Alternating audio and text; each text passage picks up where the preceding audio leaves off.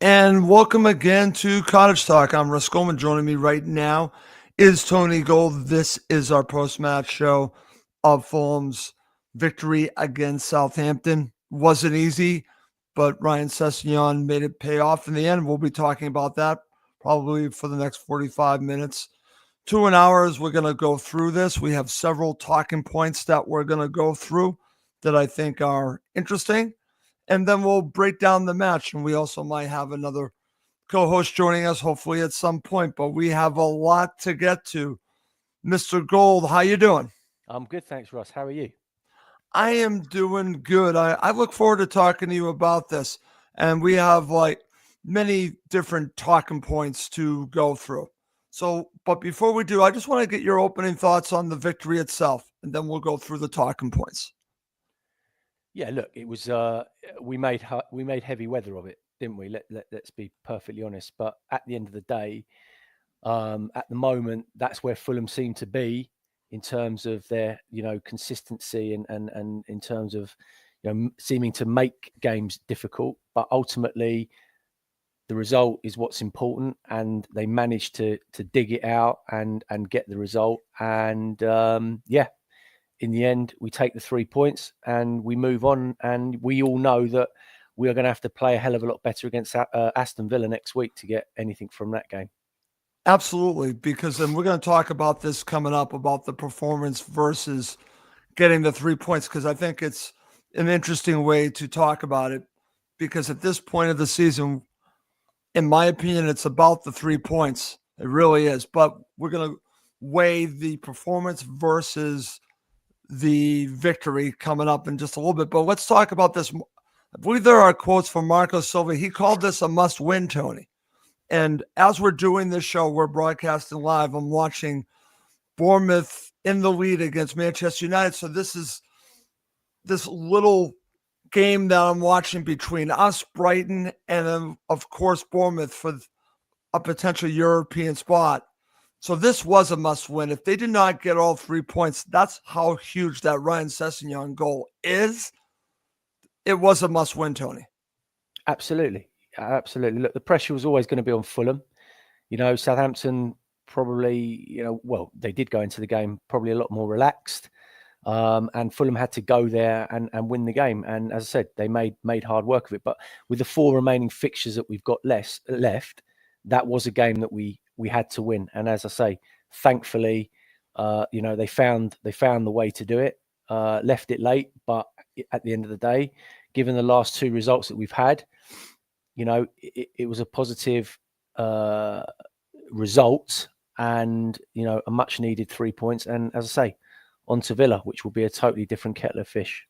Absolutely. Villa will be a very different match. But what's interesting about this, and I talked to you about this just yesterday, when I look at it, and yes, this was a must win.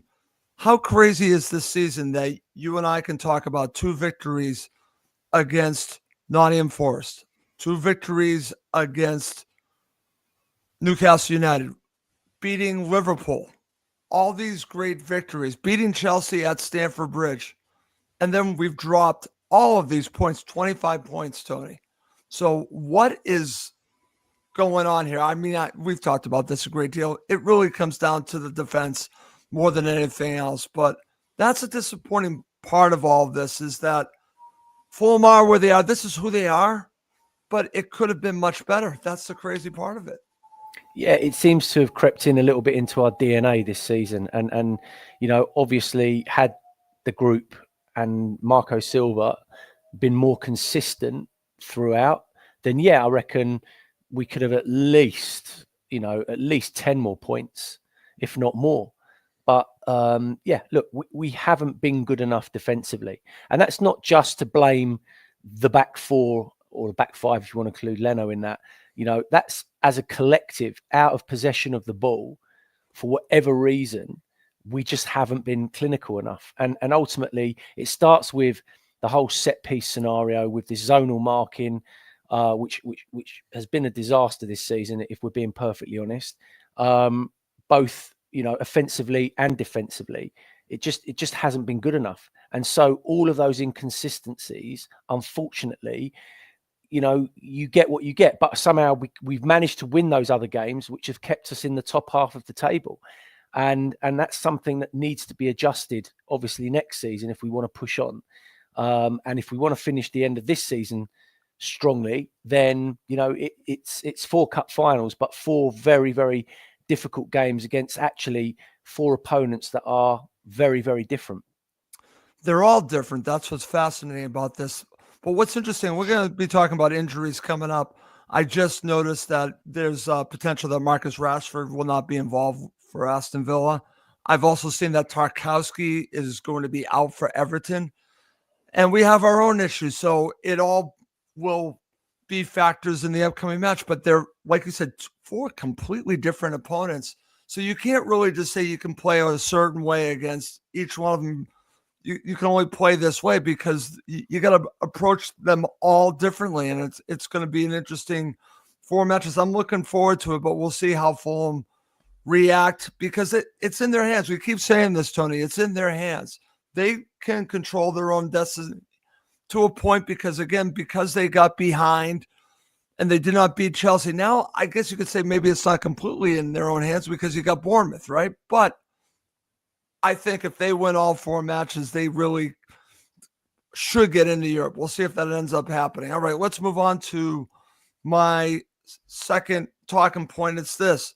Does the performance matter, or is it just about getting the 3 points? It's just an interesting way to look at it because I understand the criticism of Fulham's play, especially in the first half.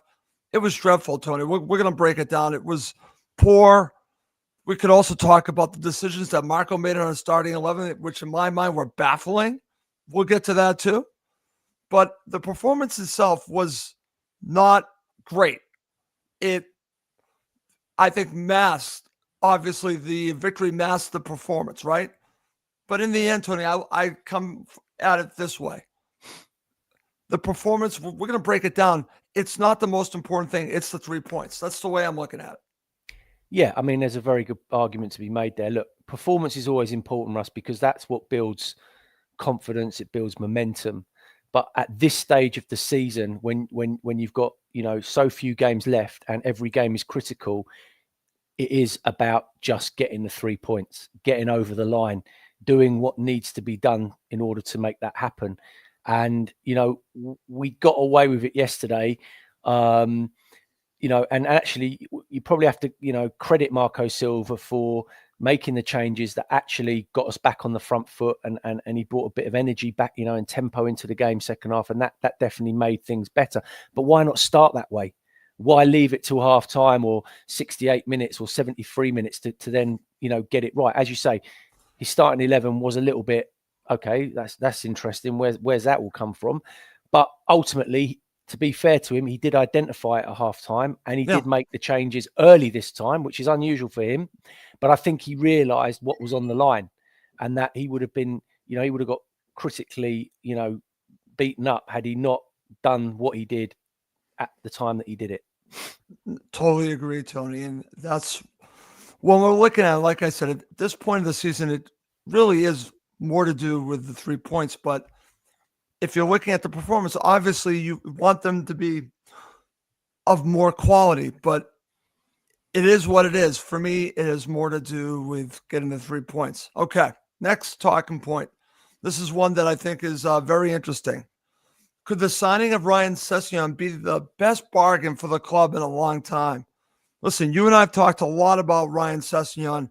I loved the signing when it happened. I just didn't know what Ryan Sessegnon we were getting because he was coming off of being injured for more than a few seasons with Spurs.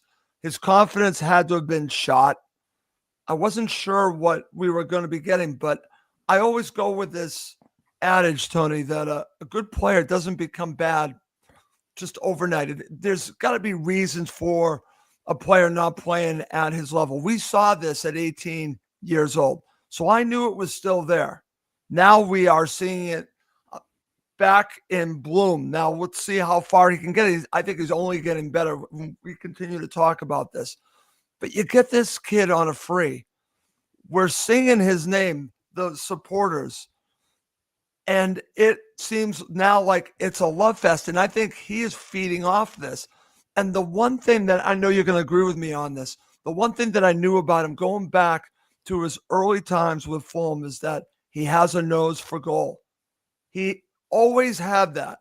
He is an intelligent footballer that knows to be at the right place at the right time and do the right thing and put the ball in the back of the net. He is clinical.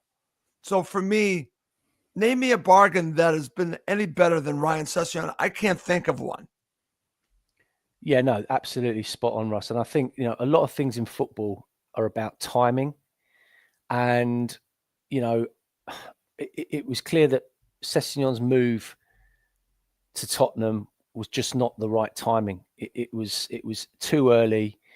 And then once he was there, obviously the mess that Tottenham then got themselves into with, managers coming and going and not getting a settled side, and then him getting all those injuries, played a massive part in everything.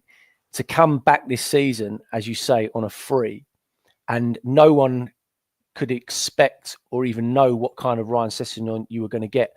But I think all the credit really has to go to Ryan himself. Yes. Because he seems to have got himself physically right. He seems to, obviously, behind the scenes, he's working incredibly hard on his physicality and his fitness and that sort of thing. And they seem to have sorted that out. And not only that, he stepped it up, Russ. When he's come into the team, he stepped it up. And I would say he's a really integral, important part of us now moving forward, actually. So full credit to him. Without doubt, arguably the best bargain of the season, or one of, for sure. Right. And one other thing that I want to mention, there are different types of leaders. We could say Tom Cairn is a leader. I always look at Danny Murphy, captains like Kevin McDonald. In a way, I think Sessegnon is a leader by example. Similar to Kearney, soft-spoken kid, right? But when he gets into certain situations, he shows his emotions, but he's letting his actions speak loud. That's leadership, Tony. 100%. 100%. And in fact, when he, the goal he scored yesterday, if you saw his reaction after that, it was almost like, 4 years of frustration just released in that moment when he threw himself to his knees and he looked. How amazing was that? And you know what? As I said, fair play to him, but also credit to Marco Silva as well for being brave and for, giving him the opportunity again and for sticking him in. And, it's Ryan Sessegnon and Fulham are the perfect fit. They are the hand that fits in the glove. And it was just meant to be, Russ. It's just meant to be. This is where he belongs. Totally agree, Tony. That's why I'm enjoying watching this. And I've already seen a comment from our friend Chris, and he's basically saying to us, here it is. If Sess is not a regular starter next season, I will be stunned. I agree with that, Tony. Yeah, 100%. I mean, Silva does have to change things for next season, no question. I'm very big fan of left-footed players because, you need them and it brings balance. And he gives you that versatility on that left-hand side. He can do a job anywhere down that side, and that's going to be really important for us moving forward, especially if things happen with Anthony Robinson. So really important. Absolutely. All right, let's move on to my next talking point. And it's going to involve a player that we've talked a great deal about on Cottage Talk, and he divides opinion. And you and I have talked a lot about it, so let's talk about it again. Can we see the Emile Smith-Rowe we saw against Southampton each and every match? Now, he did not play the entire match, Tony, but he made an impact along with Adama Traore, also made an impact, and other substitutions as well. But I want to talk about Smith-Rowe because it wasn't just about the goal. It was about everything else that he offered in this short period of time. I'm going to make the argument they don't win the match without Sessegnon's goal, but they also don't win the match, obviously, without Smith-Rowe's goal, but also the way he was playing. So this, to me, is why I've been harping on give this kid a chance. You've been harping on give this kid a chance. But also, you just talked about Ryan Sessegnon getting himself in incredible shape. That's what Smith-Rowe should be doing for next season, Tony. Get himself into that type of shape where he can make an even bigger impact. The ability is there. That's my point. Can we see this each and every match? Hopefully next season. His ability has never been in question, Russ. I think that, we all sit back and say, do you know what? He has been disappointing this season based on, his performances and what he's actually brought to the team. But everything needs to be put in perspective. And I'm going to put this in perspective because, at the end of the day, he's playing in that position. Him and Pereira have pretty much rotated that, all season, bar a couple of games, maybe, right? You look at Pereira's output, Russell, in terms of this season. He has played 31 games, Pereira, for us this season and scored 2 goals. Two right? goals. In his Fulham career, he's played 101 games and scored 9 goals in his career, right? Career at Fulham. Smith Rowe, his first season with us. All right, we know he's been disappointing. He's had 30 games this season, 6 goals. I know. Right? And he doesn't take corners and he doesn't take free kicks, right? And in the season, his best season with Arsenal in 2021, he played 33 games and scored 10 goals. 10 goals. So he's only 4 goals off the best season that he had with Arsenal, right? So I'll go back to it again, and I will say, and Chris is absolutely right in terms of the mentality. And I've said this to you before. If Smith Rowe starts taking this seriously, right, and sorts himself out mentally next season and gets himself a yard quicker, a yard sharper, and fitter, you are going to see a very different version of Smith Rowe, right? I agree with all that. And what he's contributing already this season is, 3 times, 4 times more than what Pereira's done in his whole Fulham career. So let's have it right. Smith Rowe is a very good player. Yeah. We just haven't seen the best of him yesterday, but he made a huge impact when he came on. Him and Traore changed the game yesterday, right? Yep. No ifs, buts, or maybe. And Lukic as well. But, Lukic did too. Yeah, but we need to put it all in context and be very clear about this. Smith Rowe needs to play in this football team every single week. And Silva needs to get him in positions where he can affect the game, like yesterday, when he got into space, was picking up the ball, causing problems in between lines and making things happen. And if you get the ball right to him, he will cause problems. I totally agree with that, Tony. If you put him in the position to succeed, I think the kid will succeed. And that's something that I'm glad that you mentioned when it comes to Smith Rowe. All right, let's move on to my final talking point. This one's an interesting one, okay? We've been following the situation with Anthony Robinson Jedi. I think it's obvious now for a while. The performances have been going down, but I think now it's okay to say this. I think a lot of this is injury related. He's been fighting something for a while, and reportedly Marco was talking about this situation.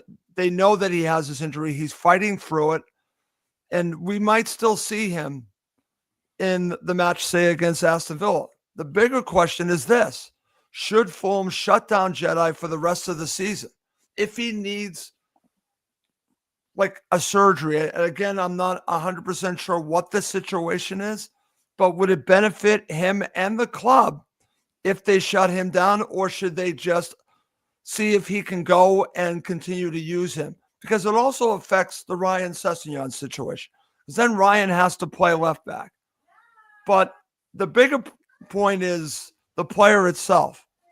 Would it benefit him if he's really dealing with something to just end the season now and get ready for next season? Where do you fall on this, Tony? Look, some players can get through games when they're carrying a little knock or a niggle or whatever it may be, right? Clearly, whatever he's been carrying has definitely affected him in the last 3 or 4 games. No question. And after the Chelsea game, the decision was made that actually he can't continue to carry on playing with this niggle because it's hampering him. It's definitely affected him, Russ, 100%. And in my opinion, if Anthony Robinson is not 100%, then you're better off not having him in the team. He needs to be at his optimum to get the best out of him. You can't carry Anthony Robinson because he's not good enough defensively. He's just not good enough. So if he's not right, if he's not fit, if he's carrying this knock and he needs to rest it and it needs an operation, whatever, Sessegnon is more than capable of going in there and doing that job. And in fact, in my opinion, Sessegnon is a better defender. He's a better defender. So I've got no issue with Ryan Sessegnon filling in left back for the rest of the season and doing whatever needs to be done. See, this is where I'm torn because I'm looking at it this way. I'm glad that you said it that way. I have no issue with him being left back. I like him further up the pitch. So that's also an issue for me. But as you said to me off air when we were talking earlier, Fulham have plenty of options as wingers that they can basically deal with it. And that's true, Tony. But I think ultimately for me, I like him further up the pitch, but as we found out, he still scored a goal as a left back. So what do I know, right? But it's the preference because I think he's more dangerous when he's further up the pitch. But he can do the job, Tony. Defensively, I will go with you on that. He might be a better defender than Jedi himself. Yeah, and I think going into these last 4 games, I think, being defensively solid is really going to be very important. And, we know at the moment, I mean, I know Chris joked about it earlier. I thought we would beat Southampton 4-0. And I know you did. there was I hoping that we would keep a clean sheet or should keep a clean sheet, but we struggle to keep clean sheets. And, Aston Villa, Everton, Brentford and Man City, with their attacking power, realistically, there's no way. Fulham going to be good enough defensively to stop those 4 teams scoring against us? The answer is, based on what we've seen so far this season, is no. So we are going to have to outscore those sides. And I do think we've got enough, in wide areas. Obviously, I'm a bit concerned now about the forward position, because if Muniz is definitely out for the rest of the season, that is a huge problem for us in terms of getting goals, because I think Raul just looks like he's been running to the ground.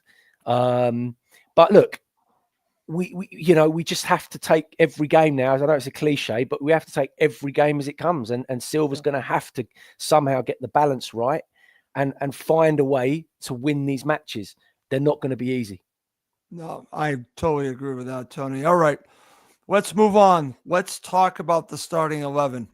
And this was interesting, and I'm sure many supporters have some thoughts on this. When I saw this, you and I talked about it when we previewed the match. We just assumed they would be going with the same lineup, and that would be that. Well, we didn't know about the situation with Jedi, so that changes things.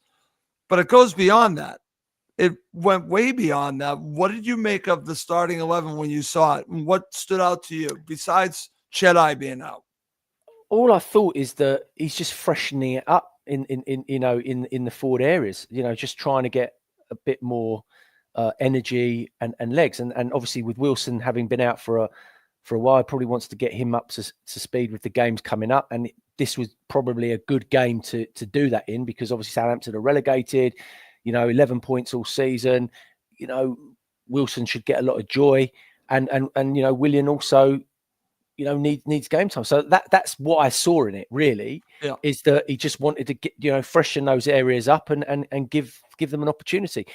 The Robinson one was forced on him because, at the end of the day, if he's injured, then, Sessegnon is the opportunistic player that goes straight back in there.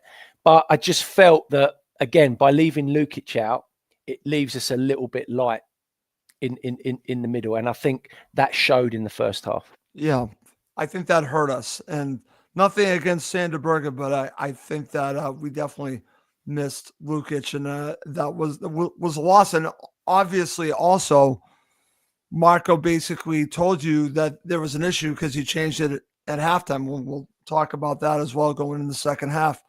So coming up next, Tony and I are going to break down the match, both halves, and we'll end with man of the match. All right, Tony, let's get to it. Let's start with the first half. It's going to be painful talking about this because that was a terrible first half of football for Fulham. We'll talk about the goals separately. Let's talk about how bad that is. That's a separate conversation. Let's just talk about what we watched in the first half. And as you said, he freshens things up. Was that a factor in what we watched? Was it being nervous? Was it that Southampton had no pressure on them? Why did we see that in the first half? look, you can credit Southampton to a degree, but we just seem to lack cohesion.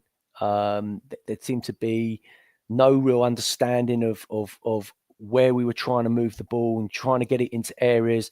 We looked a little bit sluggish, and we just sort of seemed to carry on from the second half where we left off at Chelsea. Really, just off the pace, Russ, just not creating anything.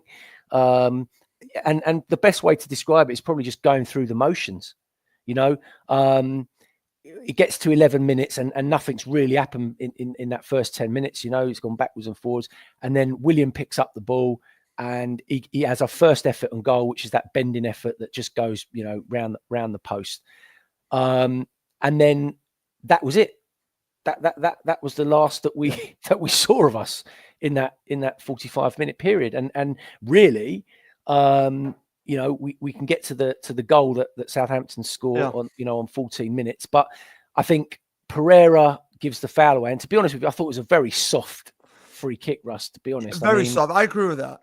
Really soft. But the referee's given it. Okay, so Manning puts in a great delivery. But let's talk about this zonal marking, Russ, because it doesn't bloody work.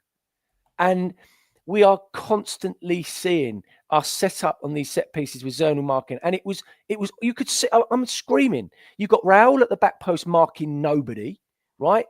Inside him, I think you've got Tete, who's marking Stewart, who's got Stewart in his eye line. But then you've got Bassey and Wilson, Berger and Anderson marking no one. And when the ball comes in, Stevens rises and Bassey and Wilson are nowhere near it. And you're just thinking, why are we not going man for man in those situations? Why? Just do not understand it. And now we're a goal down and, we're chasing the game. Exactly, Tony. And that's what's unfortunate about this. Like I said, the goal that they gave up, Tony, is something that is preventable. We keep talking about preventable goals. You keep talking about clean sheets. I've always asked the question, what is the advantage of zonal marking? What is the advantage that they have?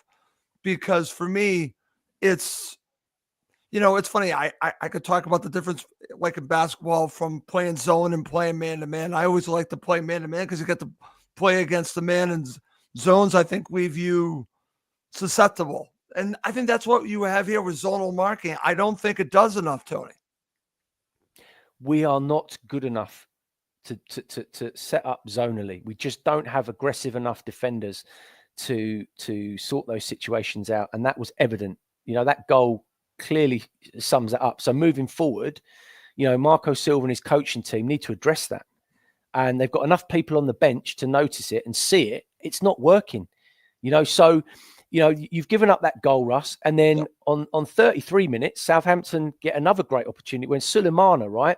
Anderson's very lucky in that situation not to give away a penalty. He doesn't play the ball. He goes straight for the man. Sulemana, to be fair to him, stays on his feet, and Leno makes the save. But, again, Anderson a yard off it. And then at that point, that's it. Up until then, half time, there was, we didn't create a thing, Russell, not a thing, nothing. No, nothing. And that's, and again, that's what's frustrating about this, Tony, is the fact that there was really not much to really talk about in regards to the first half.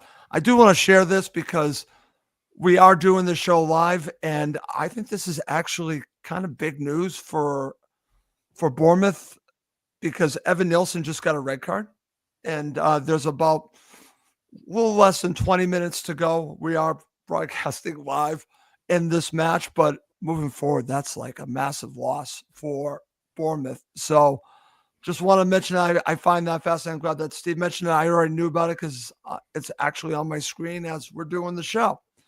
Anyways, Tony, so the half ends. So let's now transition and talk about the second half.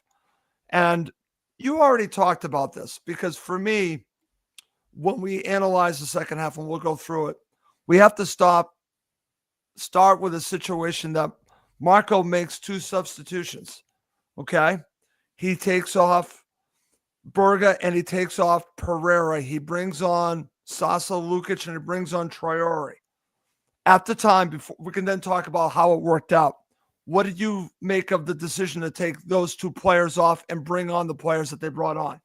I was just, first of all, I was delighted to see Marco Silva actually act quickly and see it early this time and make those decisions. And do you know what? They were spot on, those changes, because as soon as Lukic and Traore were on the pitch, suddenly we became more dynamic and we were more dominant. In possession, out of possession, we had a little bit more about us. We had a little bit more hunger. And yeah, and those 2 genuinely started to up the tempo around the whole pitch for the whole team. So, credit to Silva. He knew what happened. He was not happy with that first half, and rightly so, because we cannot continue to have halves like that. If we've got any, dreams of winning the next 4 games, we cannot play that poorly against those sides, because we will get punished, and there won't be any coming back from it. So, yeah, it was the right changes, and it made a big difference. It did, and I'm glad that we brought up, say, Traore, right? Because you have the situation with Willian, and like you said, maybe Marco wanted to give Willian a chance to play, and Tony, he hits the post. If this goes in, again, a completely different situation. So they were starting to create some opportunities, like I said. I think Traore and Lukic had a lot to do with it, but I also want to talk about another substitution along with Traore. So I have them together, right? Smith Rowe coming on. So let's talk about, now we have Traore on, we have Lukic on. Let's add Smith Rowe to the mix. What did he bring? What did you see in the second half? We'll talk about the goals coming up shortly, but what did his addition add? He started to make things happen, Russ. And ultimately, William hits the post after great work from Traore. So he's already started to impact the game, right? Then 5 minutes after that, I think you remember, Leno made a great save from Walker Peters. Yep, that was a great save. Again, if Leno doesn't make that save and we go 2-0 down, that's game over. We are not coming back, right? Then he decides, okay, do you know what? Williams run his race. Let's get Smith Rowe on. Fulham then have another sneaky moment when Archer completely does Bassi on the outside and hits the outside of the post. Outside of the post, yep. And then suddenly, with Smith Rowe now up to speed on the game, getting into pockets of space, getting into areas, he makes a great run. Iwobi sees it, great pass in. Smith Rowe takes a fantastic touch because that's the quality that he has, and that's what he can do. And then, all right, gets a little bit of luck with the deflection, and then slots it home, and 6th goal of the season.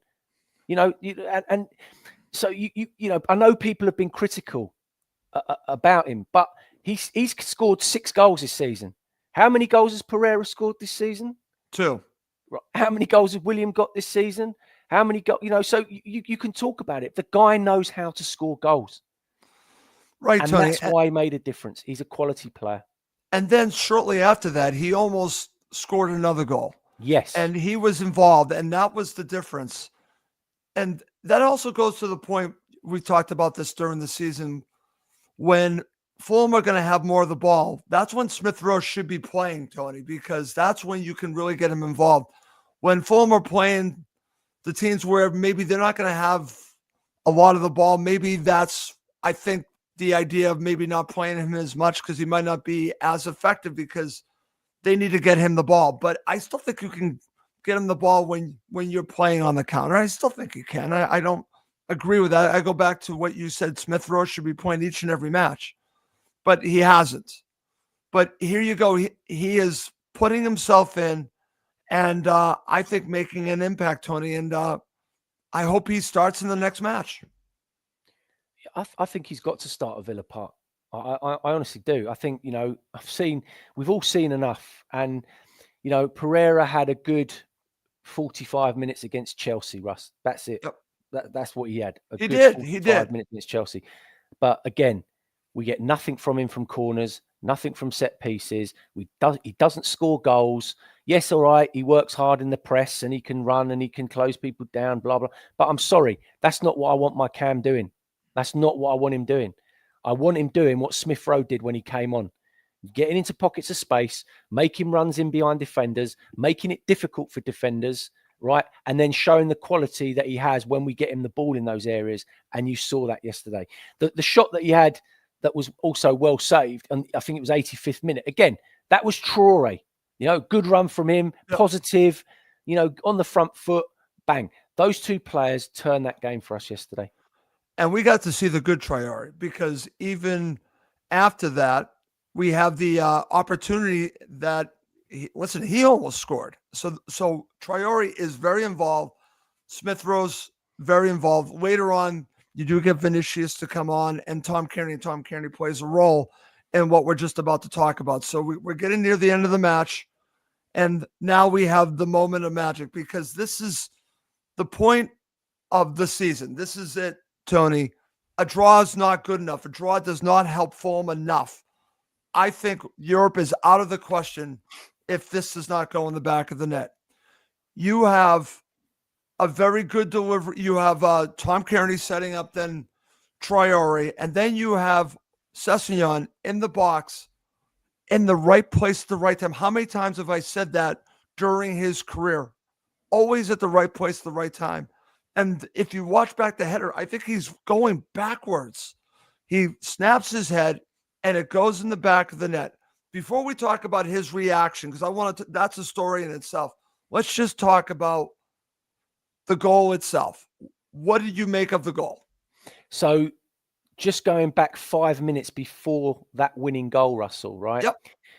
On the 87th minute, Traore has a great run. Right. Hangs a great cross in, and Raul comes in with a header. With a header, right? That's right. I forgot about that. And he should have scored, right? He should have scored. Yep. Ramsdale saves it. And I'm thinking, that's it. Chance gone. We that we're not going to get a better chance than that, and that's game over. The goal comes, actually, Raul battling. Him and Tete battled really hard, somehow won it back, gets the ball to Kearney. Now, where Kearney is effective and where you want him is on the edge of, teams' boxes, 18-yard boxes, where he can slide passes. So he takes the defender away, creates the space for Traore. He puts in another great ball. And then, the header from Sessegnon is world-class. There's no other. It's a world-class header, because the ball is actually slightly behind him. And he's had to angle his head to get there and then find the power to get the ball past Rams. It's a great goal, Russ. Absolutely fantastic goal.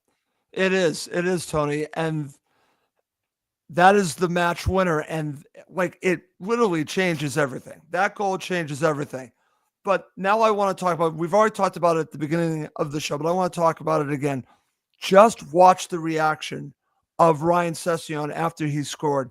It was like this release, not just for himself, but also, I truly believe, I can't get in his head, that it was a release for Fulham, because he knew how important it was.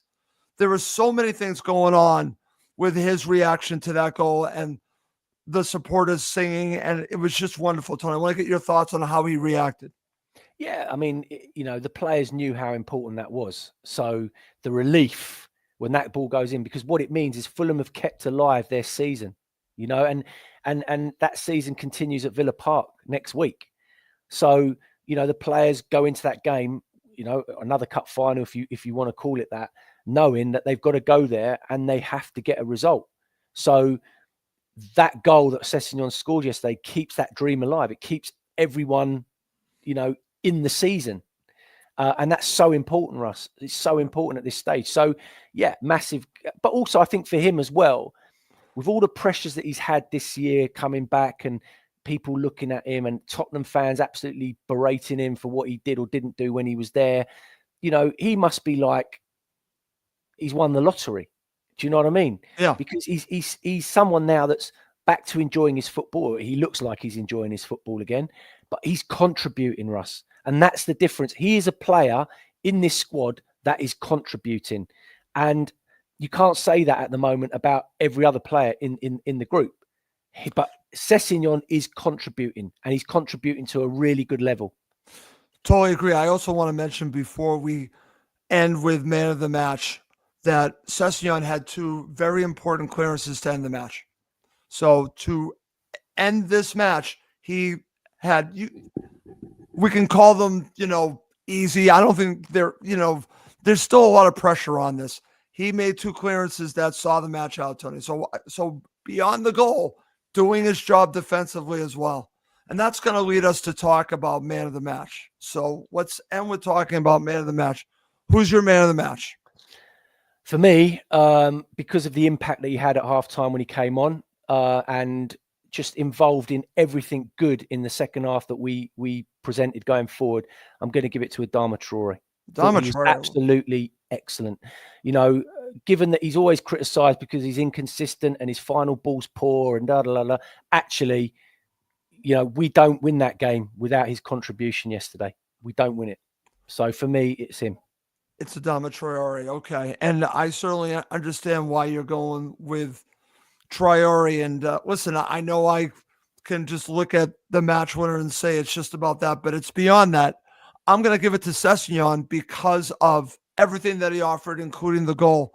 He has to step in and play left back for Jedi. I don't know when he found that out. So that's a little bit to take into consideration. And as I mentioned, his clearances at the end of the match saw the match out. So I'm going to go with Sessegnon. You're going with Traore. Anyone else you want to mention?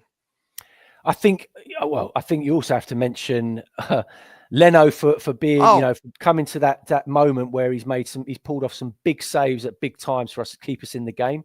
But also Sasha Lukic, when he came on, his dominance in midfield again, Russ. I mean, he's got to start every game for me now until the end of the season. I honestly, we cannot start against Villa without him in the team next week. It will be crazy.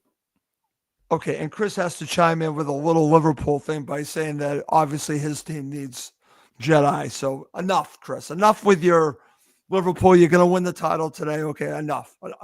Enough. Congratulations in advance, okay? You're going to win the title because the team you're playing is horrible. Spurs are horrible. So if you don't win it today, then I don't know what to say because that's a terrible team. Anyways, all right. So listen, I'm glad that you mentioned Sasa Lukic. Do you think, hindsight being what it is, do you think Marco thought maybe he made a mistake by not starting him?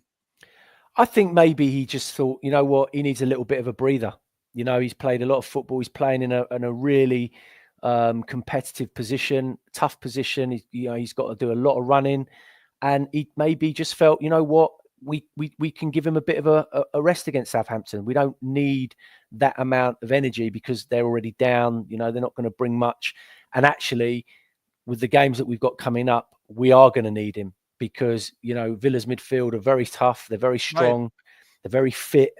And we have to be in and amongst them. We have to make it really difficult for them. So hopefully, obviously, he played 45 yesterday, but he's got a week to recover. And I expect us next Saturday, Russ, to be at it. I expect the players next week to be, fully engaged, bring the same tempo that they brought against Chelsea in the first half last week. Right. But they've got to find that over 90 minutes. We can't perform for 45 minutes and then switch off because totally agree. It will come back to bite us. And Villa have got players that can hurt you. I totally agree. And Tony, I'm glad that you brought up the midfield because, again, I'm going really to final thoughts and we could talk about Villa a little bit right now. If I go back to the first time that we played Villa, they really dominated our central midfield. What can we do this time around to make it different? Because I think that's where it's going to be settled. Like you said, Lukic and Berger together will against their midfield's very good, Tony. Look, I think a lot of it's going to be how Emery sets up, and he'll expect them to be competitive. Obviously, they had a really poor result yesterday. They would not be happy with that. But where I think Palace caused them a lot of problems, and this is something that Silva would definitely look at, is they did not like pace. They did not like players running at them. And I see Smith Rowe doing what Eze did yesterday. Is if you can get that ball to him in front of Villa's back four on the edge of their box. They do not like defending in those areas. We can cause them problems.